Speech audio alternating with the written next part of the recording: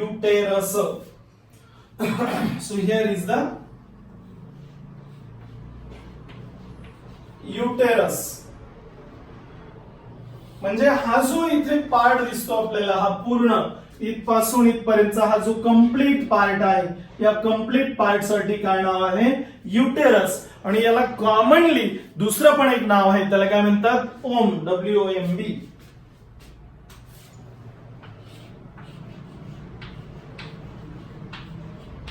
याला असंही म्हणतात. युटेरस म्हणजे मराठीमध्ये त्याला गर्भाशय असं म्हणतात, की ज्याच्यामध्ये गर्भाची वाढ होते. आणि ते कशा प्रकारचं स्ट्रक्चर आहे?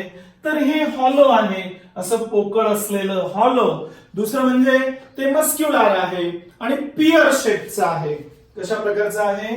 ते आहे हॉलो. त्याच्यानंतर मस्क्युलर आणि pier shape. Pier shape, pier shape अशा प्रकारचं हे स्ट्रक्चर आहे. आता हॉलोचा अर्थ आपल्याला कळतो. हॉलो म्हणजे रिकामा आहे, पोकळ, कारण त्याच्यामध्ये त्या गर्भाची वाढ व्हायची असते, म्हणून ते रिकामा असायला पाहिजे, तर ते हॉलो आहे. दुसरं म्हणजे ते मस्क्युलर आहे.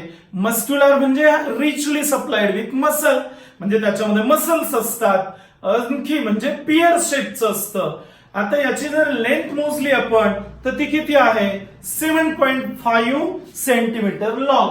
म्हणजे याची लेंथ आपण जर मोजली तर ती किती आहे? तर ती लेंथ आहे आपल्याकडे 7.5 सेंटीमीटर लेंथ. म्हणजे त्याची लांबी आहे बघा ती 7.5. त्याच्यानंतर आपण त्याची ब्रीथ मोजली अशी तर ती किती असते? म्हणजे ते ब्रॉड आहे, ते 5 सेंटीमीटर इतकं ब्रॉड आहे. किती आहे ते? 5 सेंटीमीटर ब्रॉड. ब्रॉड आहे 5 सेंटीमीटर. 5 सेंटीमीटर एवढं ब्रॉड आहे. आणि त्याच्यानंतर त्याची आपण जर थिकनेस मोजली तर ती आहे 2.5 सेंटीमीटर. थिकनेस किती आहे? 2.5 सेंटीमीटर. म्हणजे लक्षात घ्या, आता मी काय सांगतोय, याची लेंथ मोजली आपण युटेरसची तर ती आहे 7.5. त्याची विड्थ मोजली तर ती आहे 5 सेंटीमीटर. आणि त्याची थिकनेस, थिकनेस याचा अर्थ होतो जाडी, ती किती आहे? ती जाड म्हणजे त्याची वॉल ती किती आहे? तर साधारणपणे 2.5 सेंटीमीटर एवढी आपल्याला दिसते. आता हे जे युटेरस आहे, या युटेरसचे 3 पार्ट पडतात. कोणते? तर त्यातला पहिला जो पार्ट आहे तो पहिला पार्ट आहे हा वरती इथे दाखवलेला, आपण त्याला म्हणतात fundus. So this one is the fundus. So uterus is divided into 3 parts. That is the upper dome shape. Here is the fundus. This one is a upper and that one is a dome shape. हे बघा इथे डोमच्या आकाराचं दिसतंय, हे dome shape असलेलं. आणि काय होतं इथे? Usually implantation of A that embryo, that one is taking place. So implantation, that one is occur here. Usually implantation, that one is occur in that region. हे जे फ्युंडस आहे ते फ्युंडस म्हणजे वरचा डोम शेपचा भाग झाला. त्याच्यानंतर दुसरा जो पार्ट आहे तो आहे त्याचा बॉडी. कुठला पार्ट आहे? बॉडी. म्हणजे हा इथला जो फ्युंडसच्या खालचा जो पार्ट आहे हा इथे ब्रॉड आणि तो खाली नॅरो होत जातो, तर त्याला आपण शब्द वापरतो body. So that is a broad part of a uterus. त्याला काय म्हणतो आपण? Broad part of uterus. हा जो युटेरस आहे त्या युटेरसचा हा ब्रॉड पार्ट आहे. ब्रॉड पार्ट म्हणूया आपण त्याला. म्हणजे हा पूर्ण एवढा जो पार्ट दिसतो तो. आणि त्याच्या खाली तिसरा जो पार्ट आहे त्याला म्हणतो आपण सर्व्हिक्स. सर्व्हिक्स आहे, सर्व्हिक्स. हे बघा आपण इथे नाव दिलेलं आहे cervix. So here cervix is a narrow part. Actually याला नेक पण म्हणतात बरं का. नेक असा शब्द आहे, म्हणजे नेक ऑफ द युटेरस असं. That joints uterus to the व्हजायना.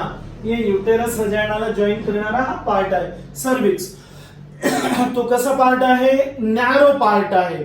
आणि त्याची लांबी किती सांगितली 2.5 centimetre. That one is a narrow part आणि what is the length 2.5 centimetre. एवढी त्याची लेंथ आहे. 2.5 सेंटीमीटर लेंथ असलेलं अतिशय छोटं असलेलं that extends into vagina. So see here, this is the structure of vagina and that uterus, that cervix that extends into the vagina. That extends into the vagina. ते vagina मध्ये extend झालेलं दिसतंय आपल्याला. आणि या सर्व्हिक्स मध्ये दोन प्रकारचे ओपनिंग असतात. एक आहे इंटरनल OS आणि एक आहे एक्सटर्नल OS. म्हणजे आपण इथे दाखवू शकतो, समजा इथे हे असं इथे आहे एक ओपनिंग असं हे आणि हे इथे असं असलेलं दोन, असे दोन दाखवूया आपण इथे. तर इथे हे जे दाखवलेलं आहे आपण हे वरचं याला म्हणतात internal OS. That is here towards the body. Internal that is towards the body. समजा एवढा पार्ट सर्व्हिक्सचा आहे तर हा वरचा जो पार्ट आहे इथला हे जे ओपनिंग आहे त्याला म्हणतात इंटरनल OS. आणि हे खाली जे दाखवलेलं आहे दॅट इज टुवर्ड्स द व्हजायना, त्याला काय म्हणतात एक्सटर्नल OS. म्हणजे आउटर वन म्हणजे किंवा त्याला टुवर्ड्स द बॉडी जे आहे त्याला म्हणायचं इंटरनल. म्हणजे याच्यामध्ये आपण असं दाखवू शकतो, हे असं समजा तर याच्यामधले हे इथे एक OS आणि हे एक OS. इकडे कोण आहे तर इकडे आहे व्हजायना. त्याच्यानंतर इकडे कोण आहे, इकडे आहे बॉडी युटेरसची. तर बॉडीच्या बाजूचं जे आहे इथलं हे OS त्याला काय शब्द वापरायचा इंटरनल OS.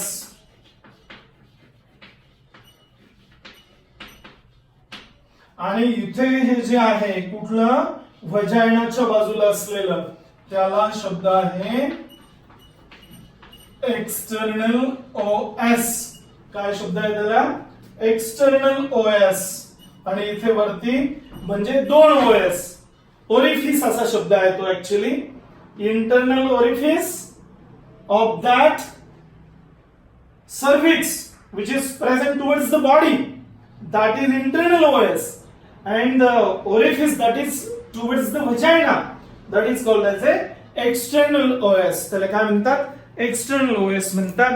आणि याच्यामध्ये आपल्याला सांगता येते इथे हे जे युटेरस आहे युटेरस मध्ये तीन वॉल असतात. म्हणजे wall of uterus that consist of outer one is perimetrium, middle one is myometrium and another one innermost that is endometrium.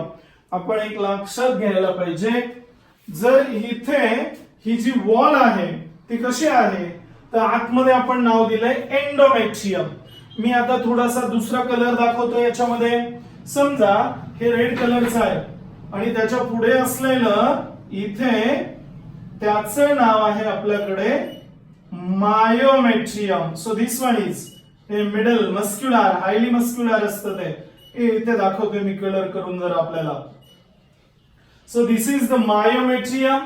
Endometrium inner one ही वॉल आहे कंप्लीट वॉल युटेरसची.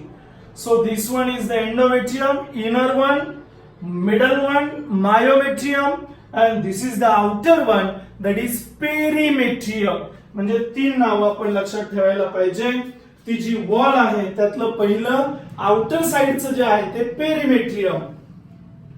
इथे नाव लिहू आपण outer पेरिमेट्रियम.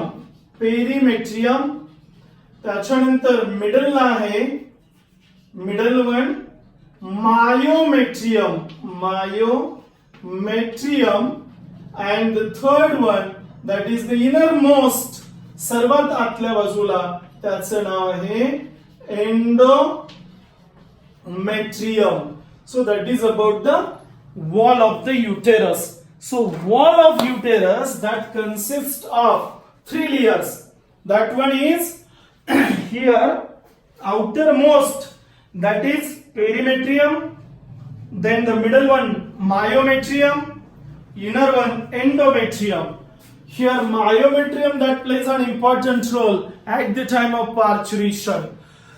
So during the parturition there is a labor. One can say there is a pen. Because of this pen, baby is pushed downward towards the vagina, and there is a birth of the baby. For that purpose, that myometrium, that one is having the smooth muscles, and that get contract and relax. That get contracts during the parturition, and baby is pushed downward. Then next to that, endometrium. Endometrium, it is a highly vascular, so richly supplied with blood vessel, that providing nourishment to the, what is that? This one is a developing embryo.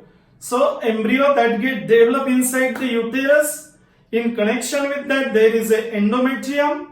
Endometrium is supplied with a blood vessel, and that providing nourishment to the developing embryo. So that is the endometrium. Then next to that, there is presence of a vagina. The last part of that system, it is a vagina. शेवटचा part आहे आपल्या या सिस्टीमचा. So here